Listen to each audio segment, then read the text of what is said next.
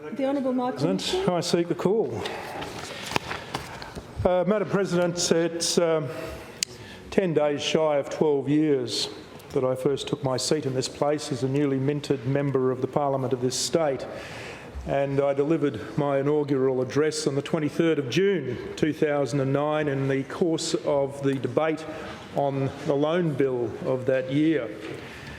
And now, almost 12 years later, it will gratify many members in this place to learn that I am now delivering my farewell. An inaugural address is a challenge for a new member. There is a desire to do it right. One feels the need to say, if not something profound, at least something that is not embarrassing or will not embarrass one in the future.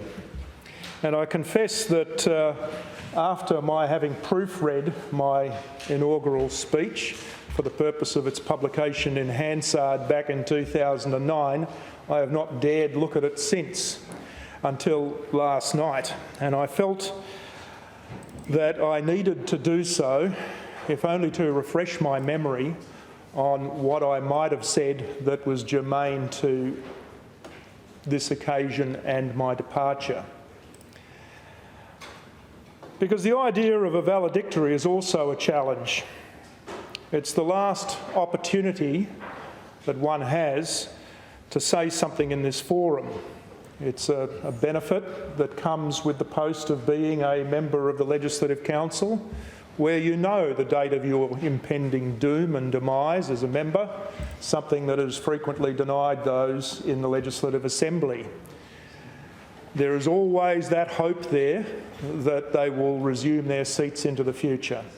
Here at least we know that the sword of Damocles is about to fall and can make our plans accordingly. But that doesn't make it any easier. There is pressure to say something, let's say Churchillian, that will be replete with quotable quotes for the future. The Honourable Clive Griffiths had made some such comments. I won't aspire to that, and I don't want to, and other members can take comfort that I've chosen to eschew that course so as not to embarrass them. I make no assessment of the literary merit of my inaugural address, but I will refer back to it for a couple of purposes. At that time, I expressed my belief that I had something that I could offer, that I could contribute to this Parliament and to the body politic of Western Australia. I said that I looked forward to working with my parliamentary colleagues and if necessary, opposing my political opponents. Over the last decade and more, I've had that opportunity, and I've also had other opportunities, more than I had hoped for at that stage or expected. I've not only been able to contribute as a member of this place and as a representative of the Liberal Party in my electorate office in the electorate, and by virtue of my legal background, being able to provide some assistance to others in Western Australia that have been referred to me in my capacity as a Member of Parliament. But I have contributed to the work of this House as a sometime presiding officer when I was Deputy Chair of Committees, as a member more generally, as a member, as a Deputy Chair and Chair of a diverse number of committees over the course of the last 12 years, and I have had the privilege of being a minister for two portfolios, that of Attorney General and of Commerce, and in opposition to also have the responsibility as a shadow minister for those two portfolios and also for that of heritage, culture and the arts. I've served as a deputy leader of this House when we were in government, alongside the Honourable Peter Collier, and I have served as a deputy leader of its opposition, also alongside the Honourable Peter Collier. I've had the opportunity to make, to influence and to mend laws. I've had the opportunity to help my constituents, both as a group or segments of that constituency or individuals. I've been graced, and the experience, for all its ups and downs and for all its disappointments and all its rewards, has been a wonderful one, and one for which I am truly grateful, and I will be sorry to leave. I've learned much, and I've got to know many people, not only outside this Parliament, but the members of this place over the last 12 years, those that have been here, were here when I arrived, and have since gone, and the newcomers. And there's been a turnover of some of them as well. And that has been an enriching and a rewarding experience. I'm sure it'll come as a disappointment to all members that I don't propose to traverse the detail of my career and my experiences.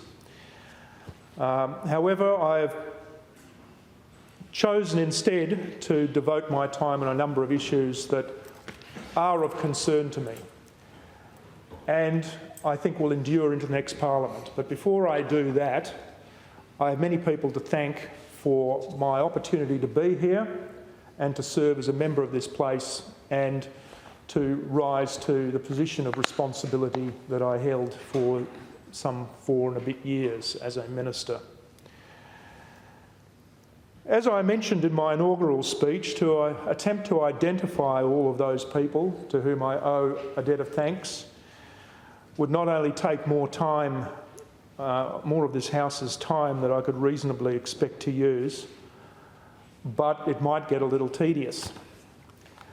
It also runs the risk that at some point I will give an apparent priority to some over others, and that I will omit some or not give them the thanks to which they are due. But it would be remiss of me not to mention a few. Firstly, I would like to thank the Liberal Party of Western Australia, of which I have been a member for some, I think, almost 30 years now, and which I have striven to represent in this place to the best of my abilities and with honour and some dignity. I've been proud to do so and to promote the Liberal cause and the values of the party. That's not to say that the Liberal Party is any different from other parties in respect of its having flaws. No political party is perfect. Each political party has problems with its operations from time to time. But the Liberal Party's values endure, and I'm proud to represent those. And I wish it the best into the future. It has had its ups and downs since its founding by Sir Robert Menzies. One of its earliest victories as a political party, if not the earliest, was in this state. And I'm sure that this is an opportunity for it to rebuild itself, reinvent itself, and proceed into the future as a refreshed party that will be a formidable opponent and, in due course, a government in alliance with its National Party colleagues in due course in this state and for the benefit of Western Australians. I'd like to thank my parliamentary colleagues in the Liberal Party with whom I've served. Thank them for their collegiality and for their humour, their fellowship and their support, especially my fellow upper house members. As the Honourable Jin Chown said only a little while ago, and certainly in this period of office, we happy few, we band of brothers and one sister, have been a great team, and I have very much enjoyed working with and among them, and I shall miss them and being able to work with them in this place. In particular, I need to acknowledge my friend, the Honourable Peter Collier.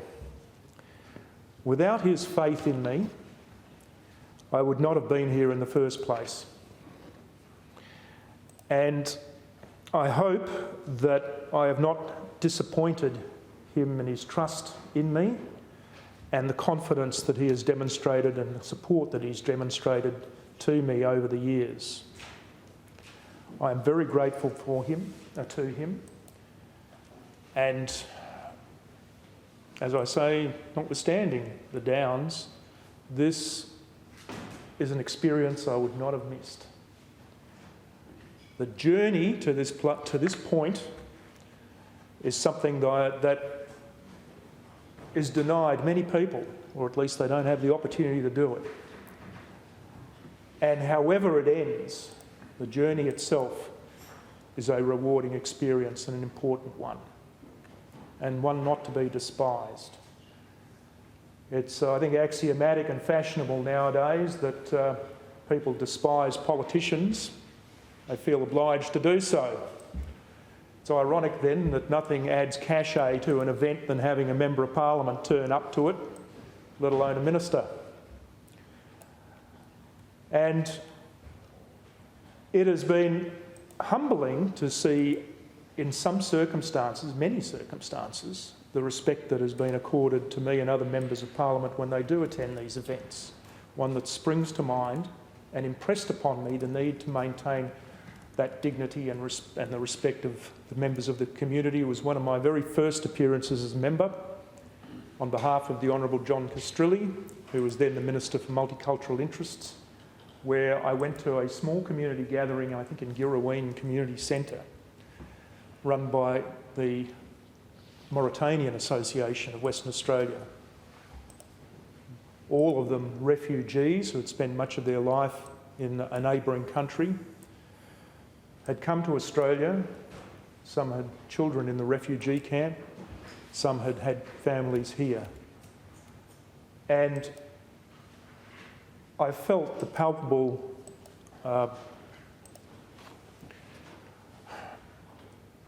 gratitude that they felt to have a Member of Parliament turn up at their little event, rather than turning up in a motorcade,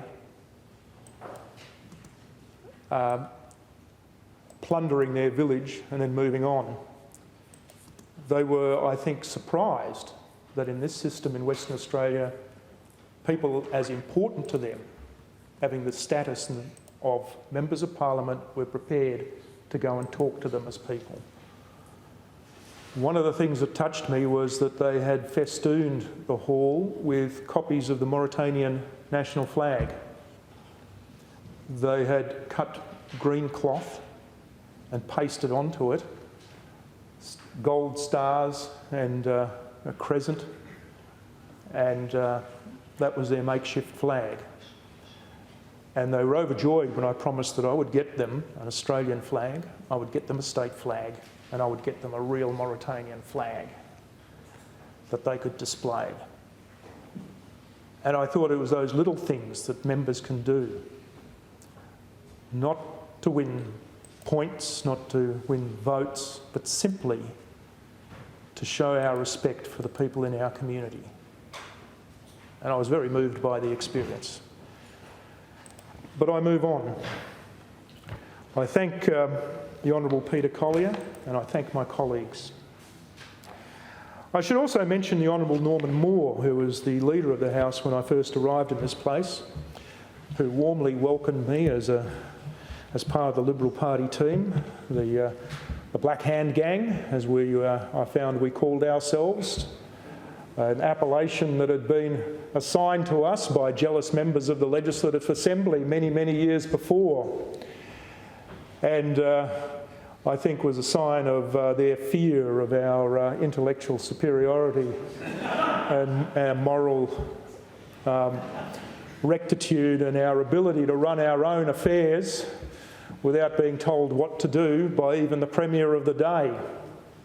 I understand the Labor Party has a somewhat different system, caucus makes the decisions and so forth, but one of the traditions that we have jealously guarded in the Liberal Party is that our upper house members are their own bosses, and we decide who our leader is going to be, and we decide when we're in government who our president's going to be in collaboration with other parties. But the collegiality of that particular group, the welcome I received, the counsel that I received from the Honourable Norman Moore, and the information was invaluable to me as a neophyte. I want to express my appreciation and respect for the many members of all parties with whom I have worked, and particularly on the committees. I've had the pleasure over the last, it's been difficult as a minister, you have to resign from committees and the like in order to focus on your other functions, and it would be a conflict of interest anyway. But I've had the pleasure of serving with a number of members of the government backbench over the last 4 years, the Honourable Pierre Yang, the Honourable Laurie Graham, the Honourable Kyle McGinn, the Honourable Samantha Rowe. I've served with the Honourable Alison Zamon. I've served with the Honourable Aaron Stonehouse, the Honourable Robin Scott. If I've omitted anyone, I apologise. And I have very much enjoyed that experience, and also the opportunity to get to know them better and to understand what makes them tick. One of the things I had vowed to do to myself, when I entered this place, was to appreciate the differences in points of view. I know that in the political turmoil that occurs from time to time, that can be forgotten, and you have your own views of things and the pressures get on. And if I've given offence to anyone on a personal level, I do apologise for that. But I've always tried to deal with my colleagues, my political opponents and others with respect and decently. If I've fallen short of that standard, I very much regret it. I'd like to thank my friends and supporters in the Liberal Party for their generosity of spirit, which has sustained me over the years. There are too many to name, and I hope none will be offended if I single out only one in particular, who I got to know better after my election, and that is my very good friend and the current state president, Faye Dudar, whose energy and commitment to the party is second to none. And I thank her for her good humour and her moral support over the years and emotional support. There have been my ministerial staff during my years as Attorney-General and Minister for Commerce. I won't embarrass them by naming them specifically. They know who they are, and I am in touch with several of them. And it's very touching that they still say that they enjoyed working with me and under me and for me. And I very much enjoyed working with them.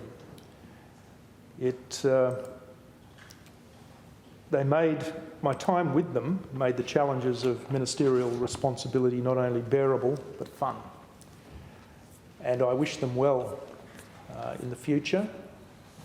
And it was something that any minister, I think, will appreciate who has served before, the day when they realise that their office is no more and they will no longer work as a team, is a very hurtful one for the member. It was a very, very sad occasion after the election in 2017. Quite apart from the political loss and the loss of government, but to tell the people that had worked with me, that I had worked with, that their jobs are no more and that they have to pack up and split up and that their futures are uncertain. Likewise, the various departmental officers that I have worked with over that period of time, their quiet dedication to duty, their commitment to public service and their apolitical professionalism was something that I, as a former public servant myself, I respected and I admired and I appreciated. I'd like to thank my wife, Lorraine, who has endured the demands on me of the bulk of my parliamentary career and the highs and lows that go with it. Her love and her friendship and her moral and emotional support has allowed me to continue and has sustained me till now, and I am confident shall sustain me into the future. It is not a life that is an easy one for a partner, and it involves some sacrifices, if only of potential privacy and the ability to plan events that must be necessarily giving way to one's political responsibilities. I've been struck by the professionalism and the dedication of our parliamentary staff, not only those in the chamber and the officers of the chamber, not just this one, the Assembly as well. Sergeant-at-Arms, the clerk of that place, the clerks of this council, the chamber staff, but also the other staff that make Parliament tick, that make it allow it to run. One of the first things it impressed upon me, and I found personally I was a bit self-conscious of it, was when parliamentary staff would refer to me as Sir or Mr. Mischin, or in the case of being a minister, as Minister. And it was that level of formality that I thought, well, I found a little embarrassing, I suppose. I wasn't used to it. I was used to a far more informal working environment. One thing it did do, though, was appraise me of their professionalism, but also it made me want to live up to the dignity and the respect they had shown to me. Not to disappoint those titles that they were to call me and the respect that they were showing to me, and to aspire to be better. I'm pleased to say that I think I've had a very good relationship with the staff of this House and of the Parliament generally. And I will miss them too. Nothing seems too much for them, and the respectful manner and in the way that they deal with members, even the newest, serves to inspire one to live up to what is expected of that member. And lastly, and by no means least, I want to thank my electorate office staff. My electorate officer, Cheryl Paternoster, and my research officer, Peter Ramshaw, were with me at the beginning, and they are with me at the end. In my 2009 speech, I thank them for their enthusiasm to join me in what promised to be an exciting and rewarding adventure, and so it has been. They have served me loyally and faithfully supported me for these 12 years, and they've been the first contact point for the needs and the expectations of an electorate. And in the course of that, they've done an incalculable amount of good for our community. They've given me their friendship through the good times and the bad, the highs and lows, and I thank them for being part of my life for over a decade, and for the sacrifices that they've made for me and for the service that they have rendered our constituents.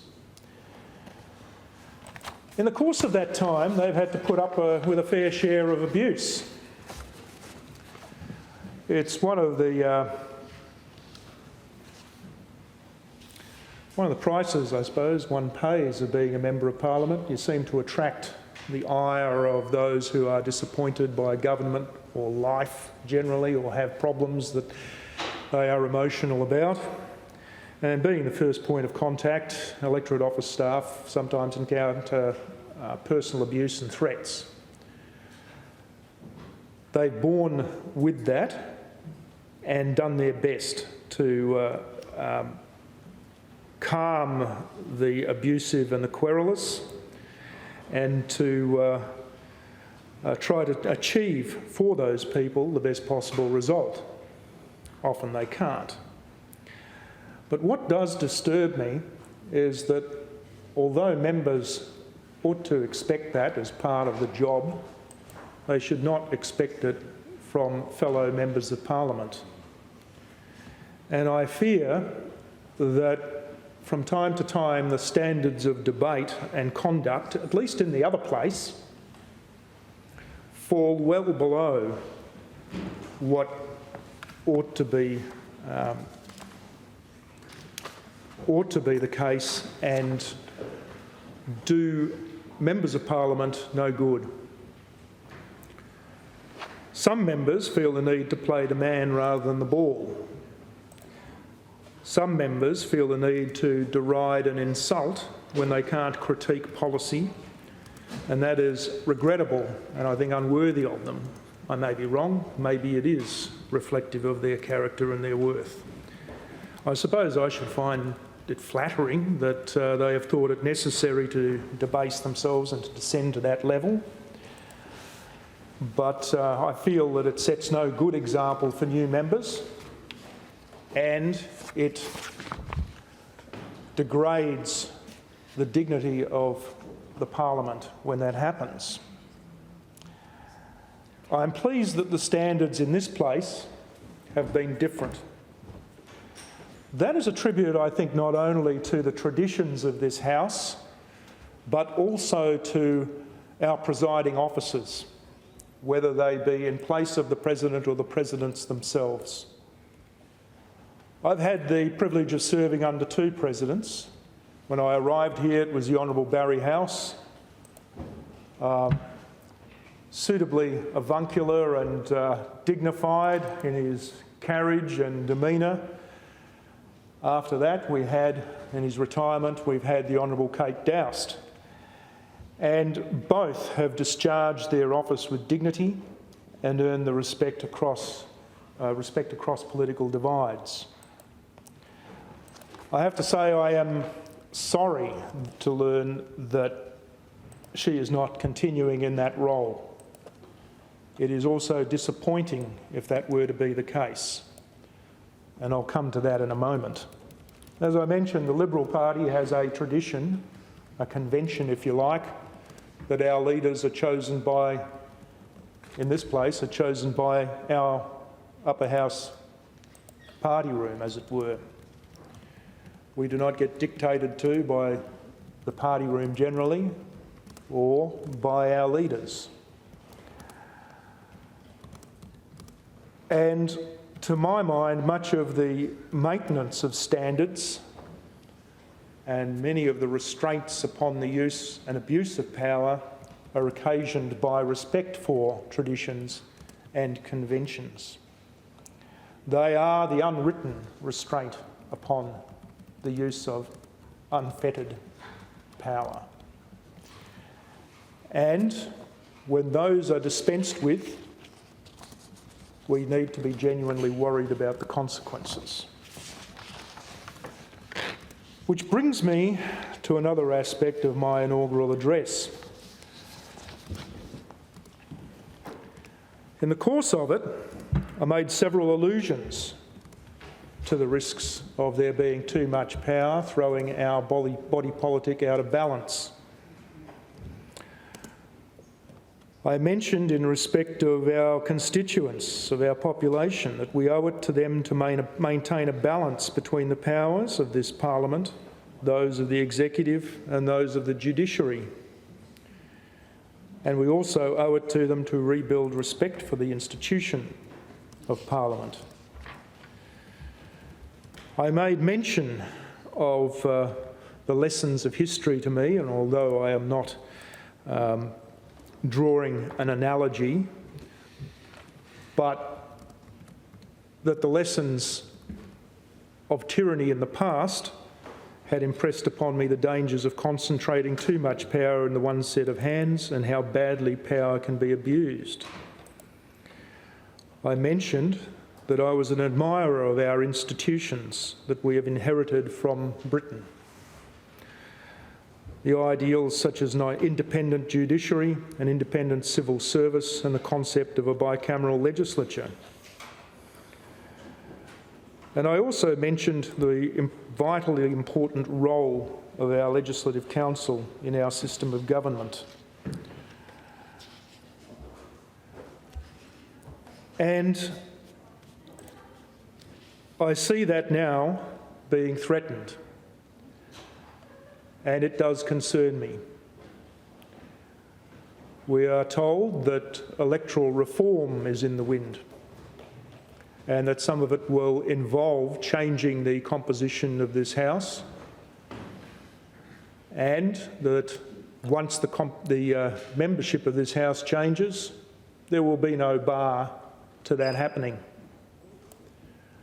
There will also be no imperative on the part of the government, or a desire, I suspect, to refer those alleged reforms to any committee of this Parliament, let alone to have multi-party comment on them.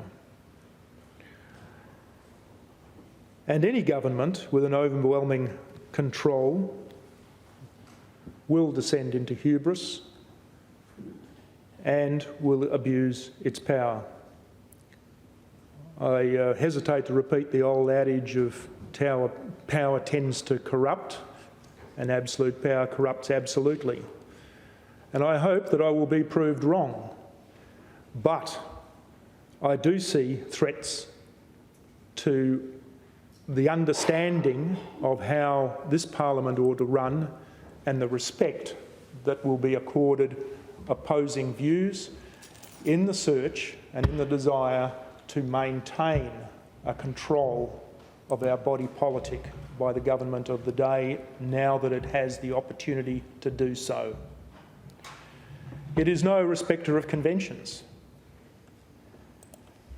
The Commission on Government, after the good old WA Inc. days, specifically recommended against having a parliamentary cabinet secretary, recommended a public servant. That was one of the first things the current government dismissed, disregarded, even though previous premiers like the Honourable Jeff Gallop supported that recommendation. We've had, and I emphasise I do not criticise His Excellency the Governor. I found him a very hospitable and decent man with high ideals and standards, and I have enjoyed being in his company and that of his wife, Ms Susie Annis.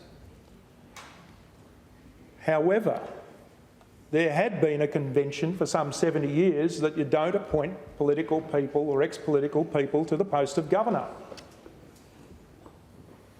And that was done. And it was quite blatantly admitted that it was for a political friend and mentor. So much for that convention.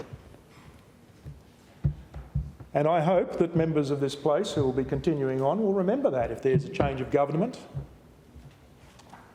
that there are no conventions now. Precedents have been set. We've had the stacking of committees. Traditionally, things like the Estimates Committee of this place is chaired by someone from an opposition party. It wasn't during the last term.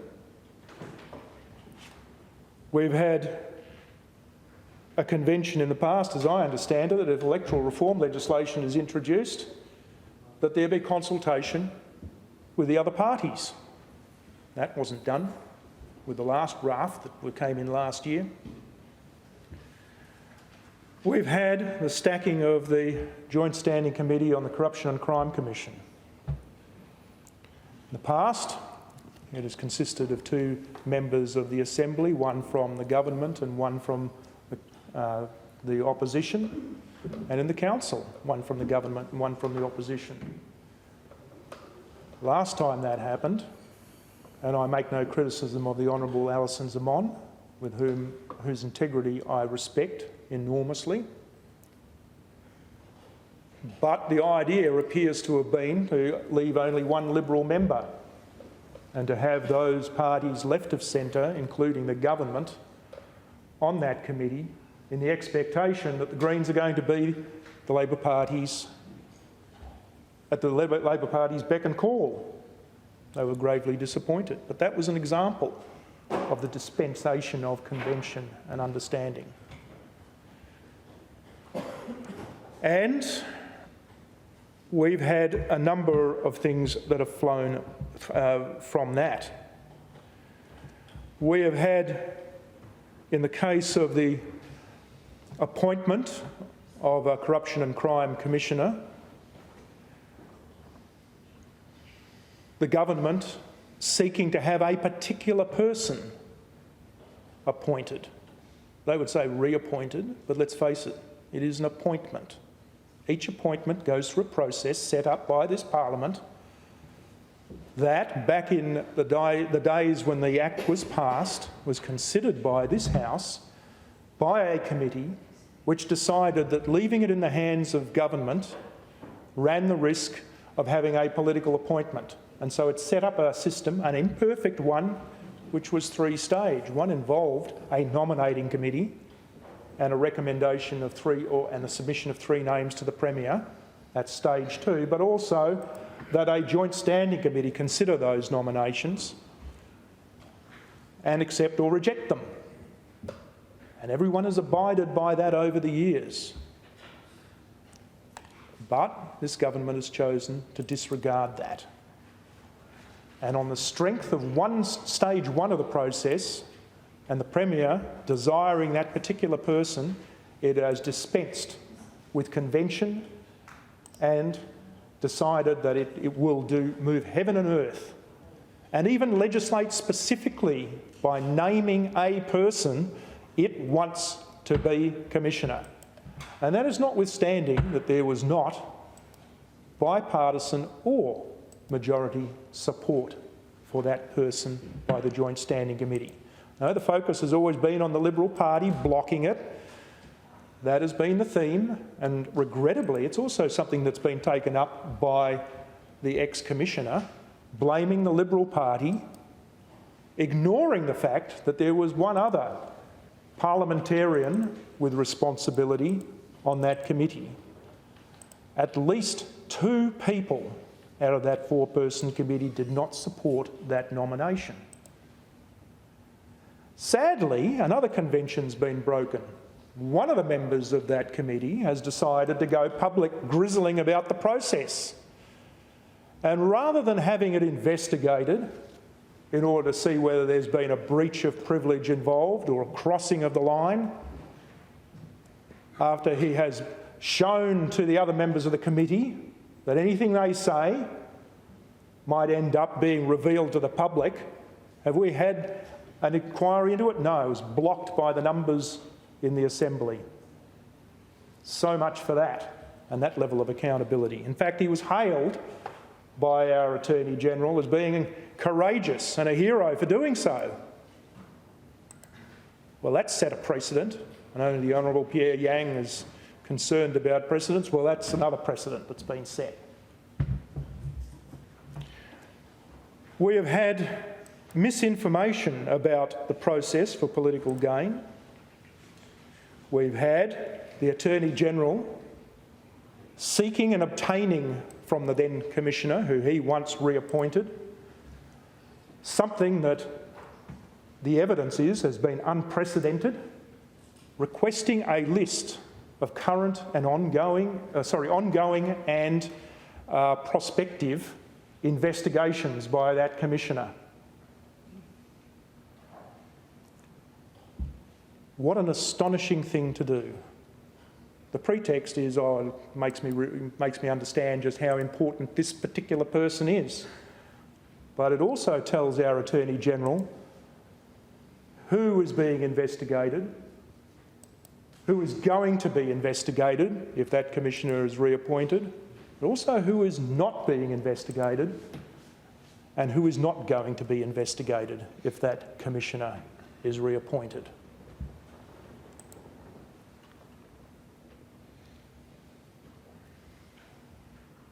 And we've had the Premier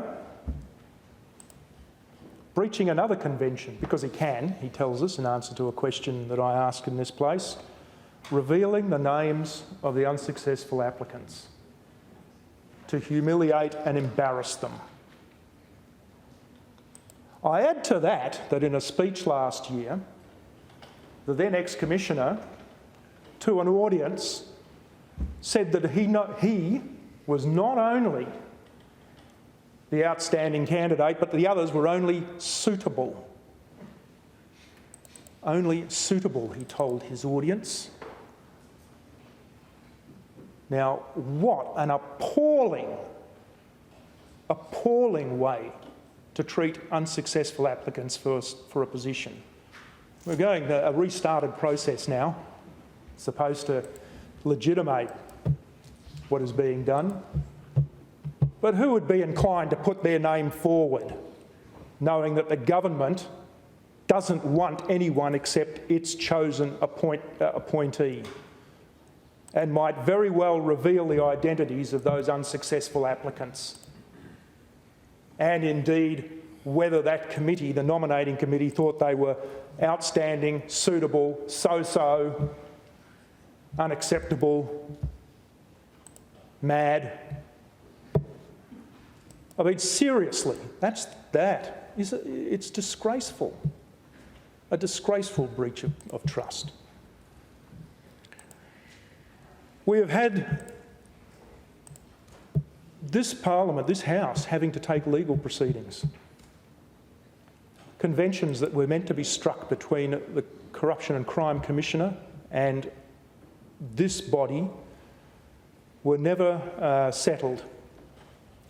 Instead, it appears there were discussions between the Attorney General and then Commissioner, which resulted in production notices and the like, and abandoning the process of coming to an agreement. And since then, we've had the astonishing spectacle of an Attorney General taking action against this council, our presiding officer.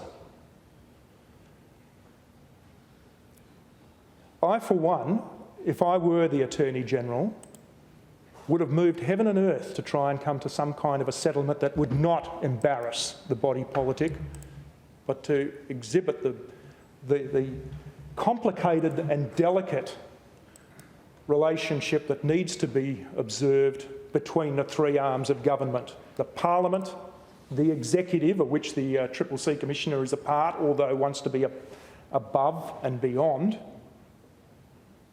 and not answerable, it appears, because he thinks that he ought to be reappointed and has told people that his reappointment has been blocked and that he has been disqualified for reasons he can't understand, as if there was some expectation he should be.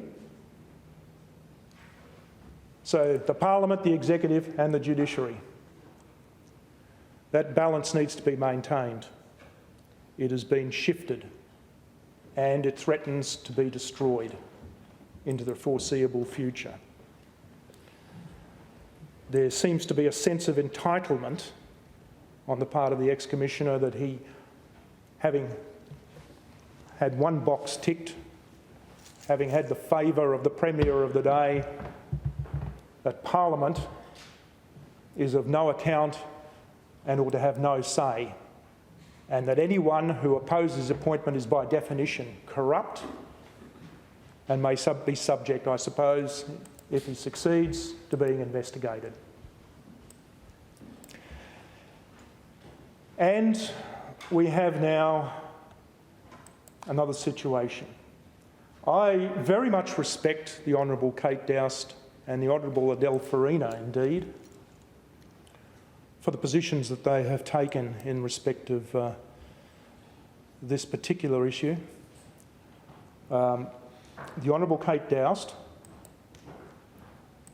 has put Parliament and principle above party and politics. And what's regrettable is that she is being punished for it. And I don't care whether it's a decision of the Premier, a decision of the caucus, or the decision of just those members in this place, which unfortunately it isn't. But there is no other way of reading it. She put Parliament and principle above party and politics and has been punished. Now, I just hope that her successor will also put Parliament and principle above politics and party, and preserve this House, its privileges, and the conventions that have allowed it to function as a House of Review since its inception. And it's not to say that it's always been perfect in its judgment, and there are things that governments would disagree with. But governments come and go. Indeed, they should come and go when their time is up. Not be there forever because the system has been changed to suit them retaining power.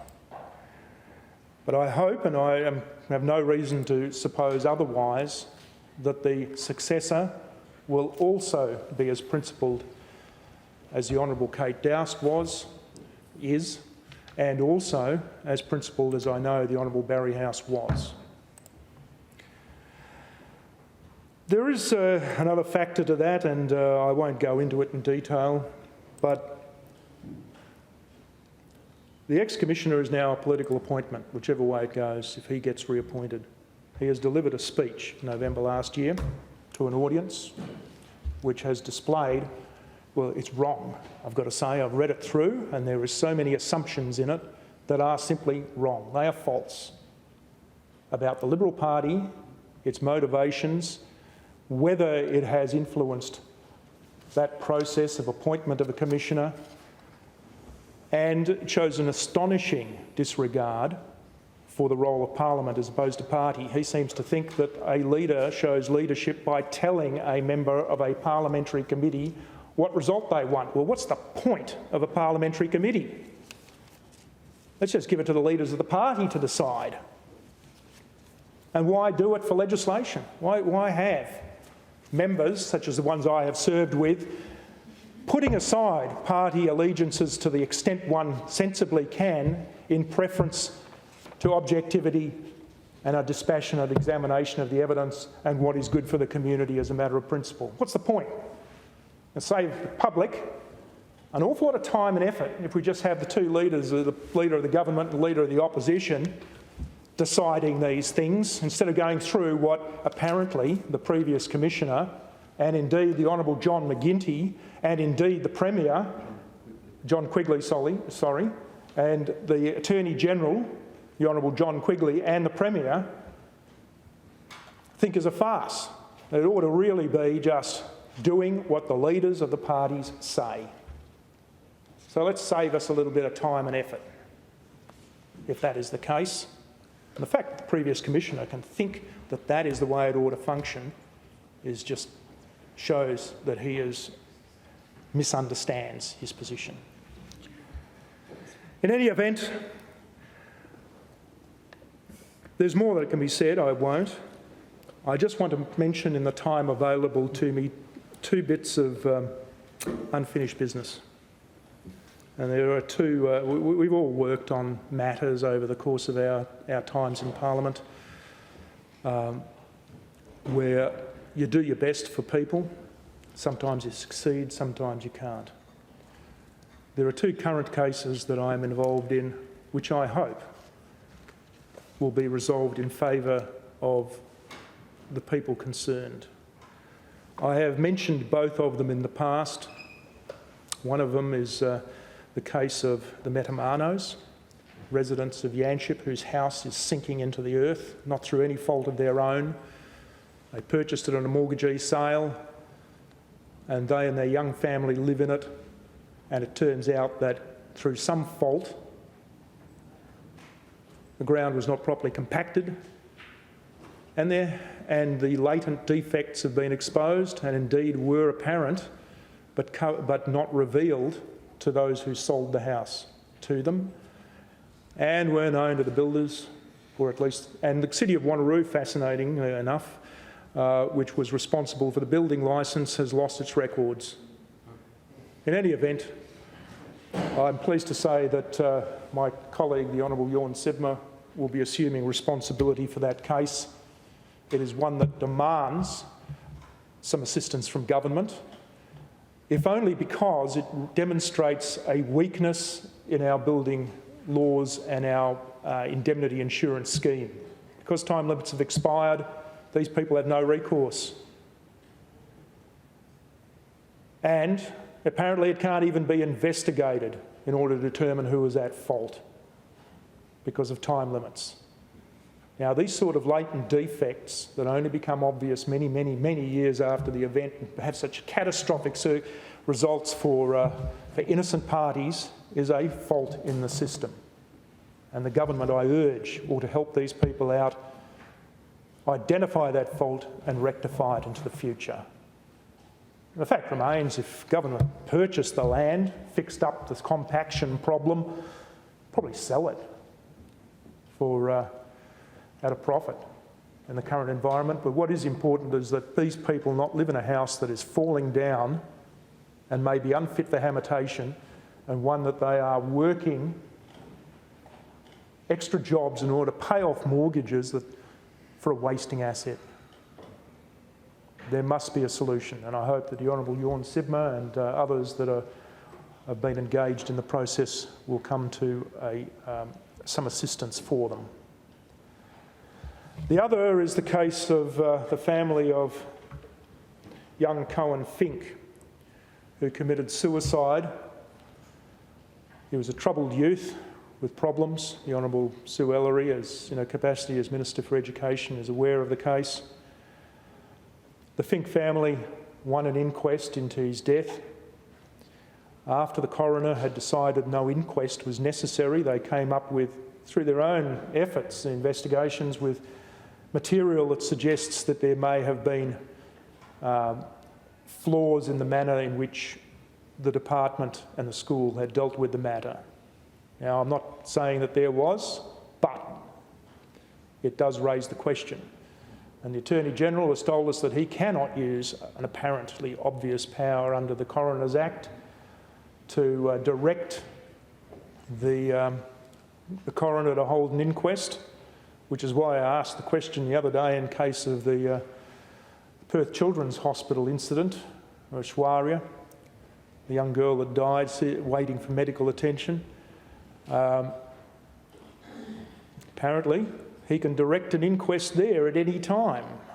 Hence the further question to the Parliamentary Secretary for the Attorney-General, which I asked last Thursday, and I'm awaiting the response, how he reconciles those conflicting sets of advice. One to the Fink family, telling him it's too late for him to do anything, and another one saying, now's not the time to do anything. I can do it any time. So I look forward to receiving that, and I'm pleased to say that the Honourable Nick Duran, in his capacity as Shadow Attorney-General, will be taking over from me the oversight of that matter and its pursuit, and I wish him the best. Madam Deputy President, I conclude on that note. I just want to once again say what a privilege and a wonder it has been to take this journey through Parliament. It is something that even in those mornings when you get up and you think, why am I doing this? You reflect that not too many people have the chance. And even when you are in opposition, and even when you are in a minor party, you get opportunities that others would not have. You have experiences, opportunities, you learn a lot, you have the chance to change things, to do good. And I'm sure that everyone in this place entered it to do that in what they saw as the best interests of their community. And for that, everyone in this place deserves our respect. And on that note, I bid you all a farewell and wish you the best. For the members of the Labor Party, not absolute best, because within reason. And if I might quote Mr. Spock, may you live long and prosper. Thank you.